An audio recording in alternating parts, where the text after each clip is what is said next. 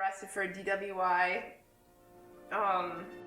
I said F the police and something to the fact that, like, I don't like being a police officer, I think. But, you know, I take full responsibility for my DWI. I never, ever say, you know, oh, I shouldn't have got in trouble or that, you know, I take full responsibility. However, I wish more people could see that crisis moment that I was in, how my two worlds were colliding. Today I have the honor and the pleasure of interviewing my good friend Chauntè Ford. Chaunté is a Black female police officer here in Minnesota.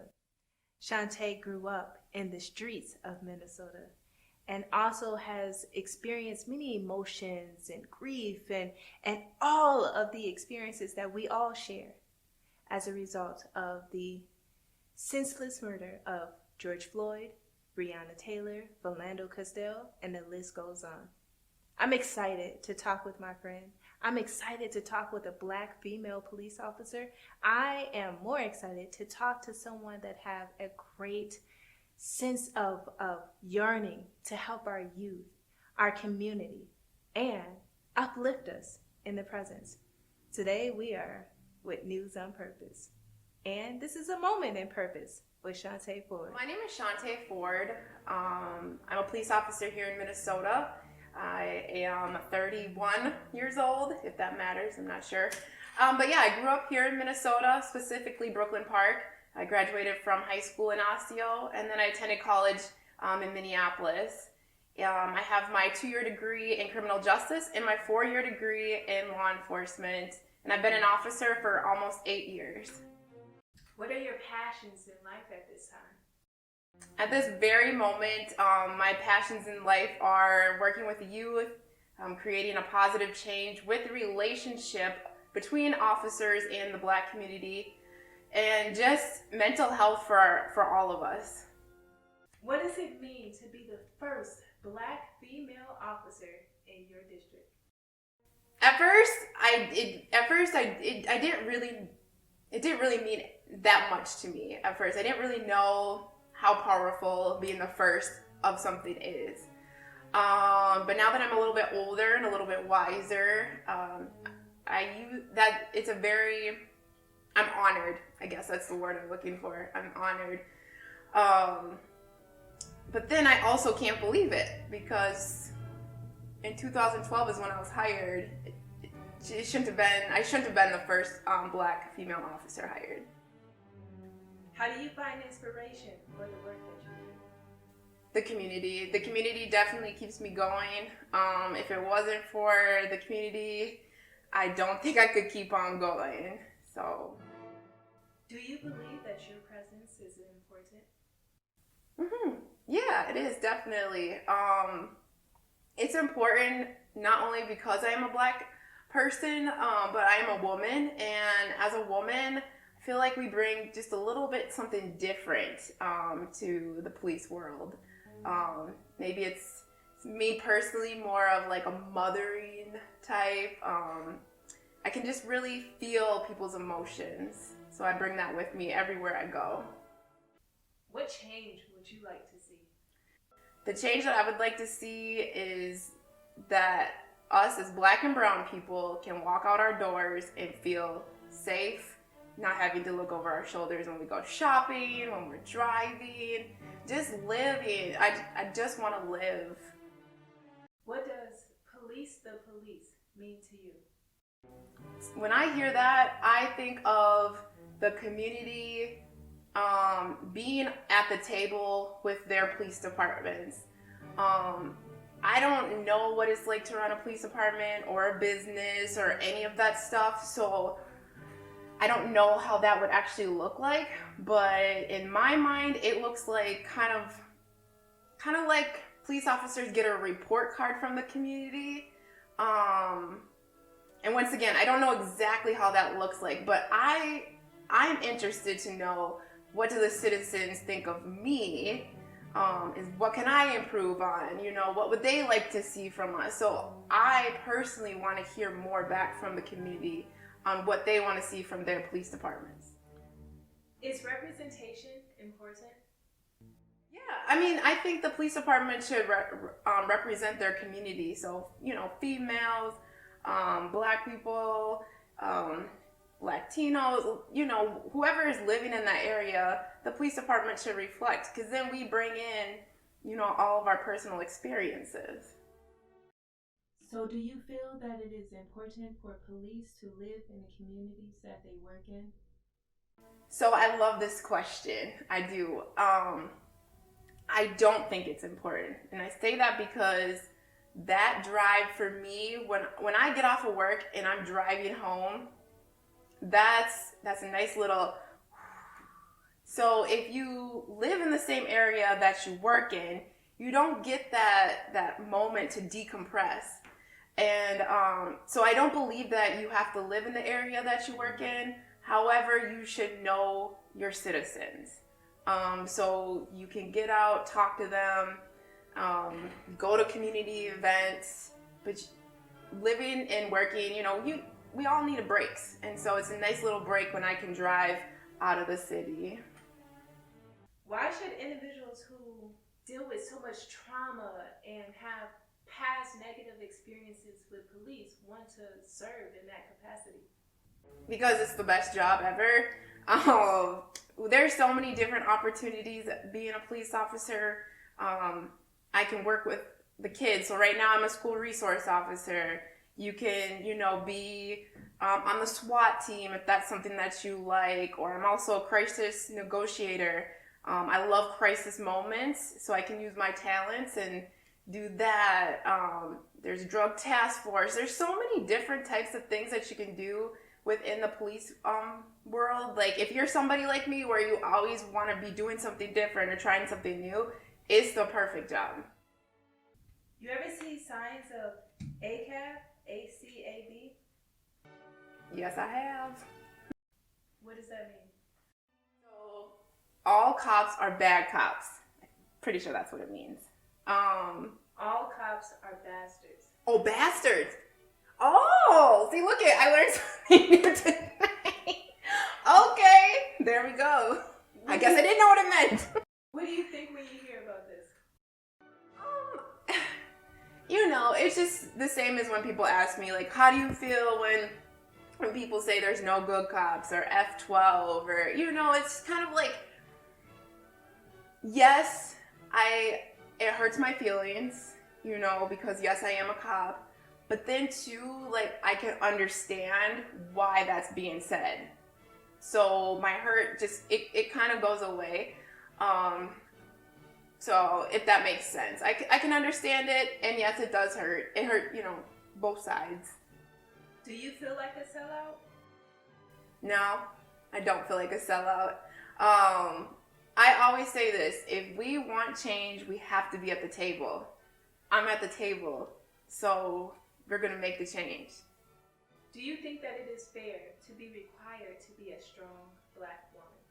No, because I'm a human being. It's not fair. I want to be able to, feel tired and cry, or, when I am feeling an emotion, I want to be able to feel it and not think, oh, is somebody going to think I'm violent and threatening, or am I going to scare this person? So I just want to live and express myself the way that I know how to. On March 13th, 2020, Breonna Taylor was shot in her home while sleeping. There were 3 officers present. On September 23rd, 2020, only 1 officer was convicted of 3 counts of wanton endangerment. Wanton endangerment is a Level D felony. It is the lowest of 4 classes of felonies. The maximum sentence is 5 years. The minimum is 1 year. How did you feel learning about the judgment for Breonna Taylor? I was hurt, but not surprised. Because what really, really bothers me about Breonna Taylor's case is the simple fact that she was sleeping. She was in her home. That's like the one safe place that we had left. as Black and brown people was our homes. And like, that got taken away. And I just want everybody to realize the amount of stress we go through, whether it's subconscious, unconscious. We have stuff constantly running on our brains, and to me, it just felt like, dang, my safe place, my home, my castle, now wasn't safe. Another Black man killed. Another Black woman failed by the justice system. How do you show up in lieu of this? I want to change. And like I said before, if we're not at the table, there isn't going to be change. And I'm not saying that I'm the one that's going to change everything, because I'm not that powerful. But what I have to bring to the table maybe can help make a positive change somewhere. How do you show that not all cops are bad? I smile. I ask people, how are they doing? If I see somebody outside walking their dog, I say, can I pet your dog? I just treat people like human beings. So you haven't lost hope? No. Some days I wake up and, I do feel hopeless. I'm not going to lie. Some days I'll be at work and I'll see something, just for an example, when I saw Derek Chauvin, he gets to leave the state. I was working at that time, and I wanted to go home because I was just like emotionally, just let down in my emotion. Like, I was drained. And so, but I just know, like, I gotta keep on pushing. I just have to. I have that drive in me. So I do lose hope sometimes, but I reel it back in. Do you ever not want to put on a uniform? Yeah, sometimes I don't. Right after George was killed, I really was battling with myself, like, is this ever gonna change? Is this gonna stop? Like, am I part of the problem?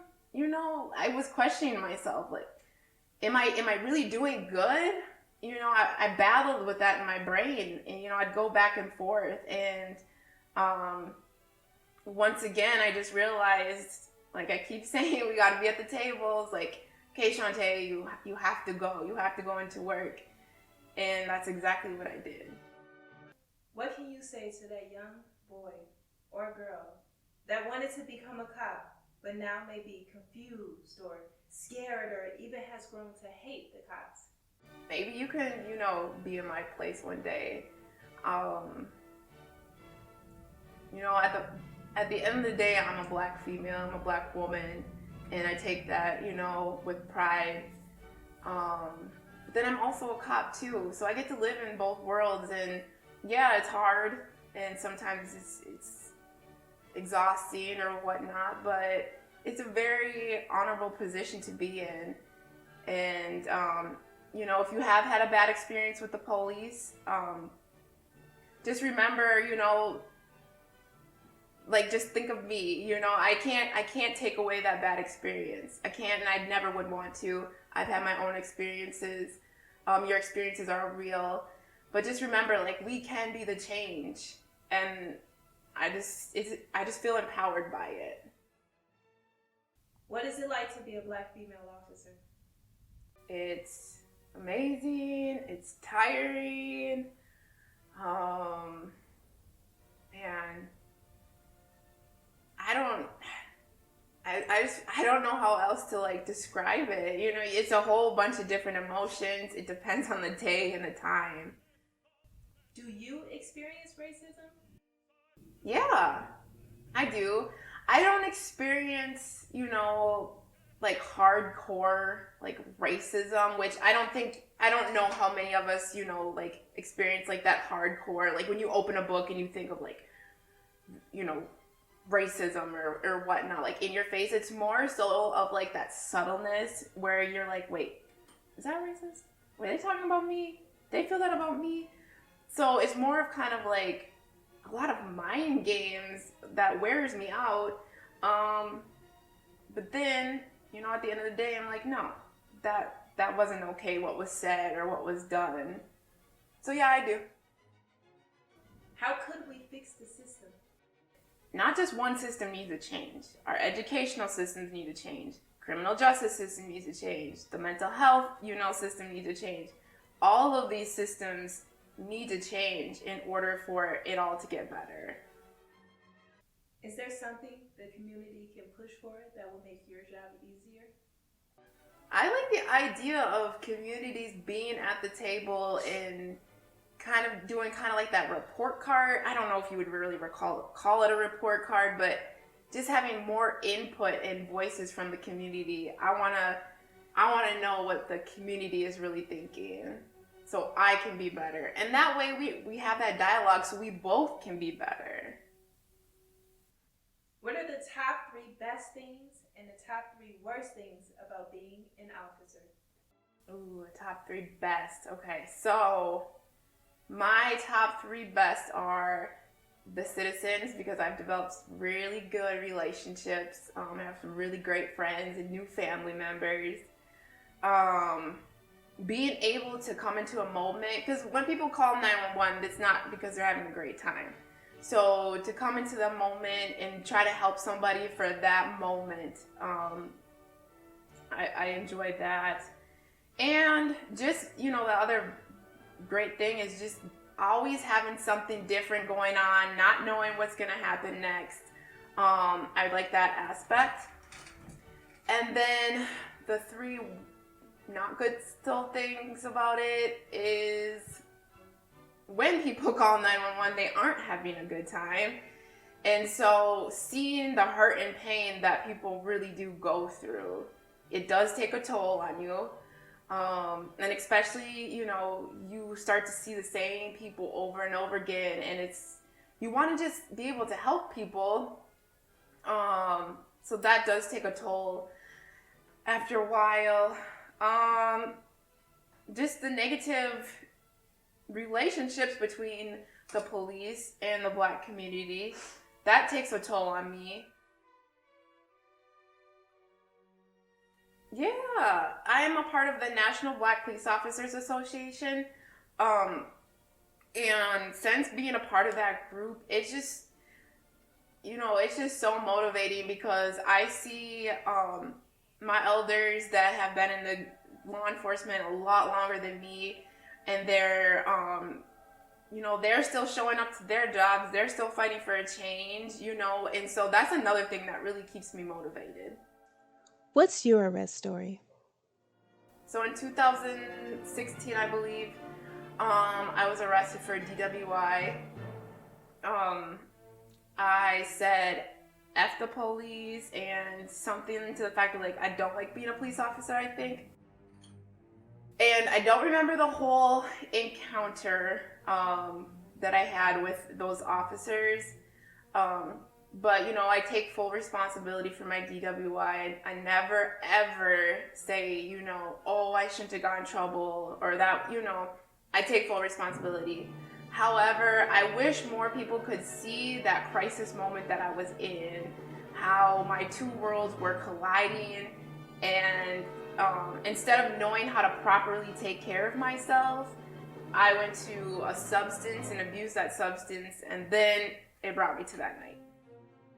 Have others been in your role that wear the uniform? Oh, yeah. Mm-hmm.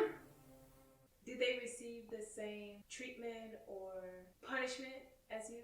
No.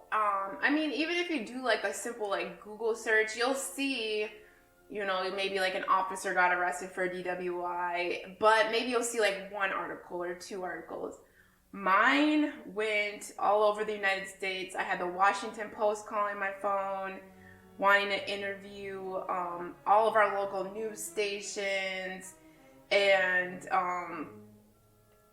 so I don't have the numbers, but I personally don't feel like I was treated like if I was a white male. Even if I was a white female, I don't feel I was treated the same. Do you believe that there are a difference in races for punishment? Yeah, and I have to say that because my own experiences. Now, maybe it was less than a year before my DWI, a friend of mine also got the same level of DWI, so gross misdemeanor. This person is a white female, and then a few months later I got mine. So she had to, she had 1 year probation, had the interlock, and I think probably had to take some classes and pay the fines and all that stuff. Well, me on the other hand, I spent 3 days in county solitary confinement because I was an officer, so I had to be by myself. And then they wanted me to do community service, but then I said that doesn't make sense because you wouldn't let me be with general population when I was in county, but now you want me to do community service with the same people that I would have been sitting with. So then they're like, okay, if you're not going to do that, you got to be on house arrest. Sure. So I was on house arrest. I took DWI classes, or the MAD panel, paid back the fines. I had the interlock. And the kicker for me is that the person that got the DWI, the same level charge, like I said, that person was on probation for a year. I was on probation for 4 years for my first offense. No same or similar, no moving violations. So they had me on such a tight leash, and if I would have, broken any of those rules, I could have gotten sent to the workhouse to do the rest of my sentence, and therefore I would have lost my job, because I'm also on probation with the post board, and the post board is in charge of my peace officer's license, and I'm currently still on probation with them. They gave me 4 years as well, but what I didn't remember is that they gave me 4 years from the day that I had my last meeting with them. So my 4 years is going to be up April 27th, 2021. As an officer, Chaunté is held to a higher regard in having to report to both the civilian justice system and the Board of Peace Officer Standards and Training, Post Board. I never went to the post board and asked for paperwork of officers' punishments, but I would be kind of curious to know what officers' punishments are for different things, and just kind of compare, because 4 years seems really excessive to me, but I don't have enough education or experience with what other officers what they got for their punishments. So how has your life changed since your DWI experience? So it's actually gotten 125,000% better. I've learned how to deal with my emotions. I learned about self-care and how important that is. I learned about myself. I learned about what I like to do, what my hobbies, boundaries, which are so great. And now I feel like I can be an officer and I can be a Black woman. I don't have to pick. I can be both. And that is so empowering to me. So before my DWI, I felt like I had to pick one side. I could not represent both. But now, after, it's like, this is me, take it or leave it, but I'm here. And I mean, I think you can see it when I talk, when I enter a room, I'm just confident. Any last words you would like to share? I just want to thank everybody for watching this interview, for listening, to what I'm saying. Hopefully you can see me as a human being. I'm in a sweater and jeans today. And I just want people to know that I want to change. I've been out there, and I'm trying to do as much as I can, when I'm in uniform and when I'm not in uniform. And so I'm just hoping that we can definitely make this change for our kids, and so they don't have to be going through this.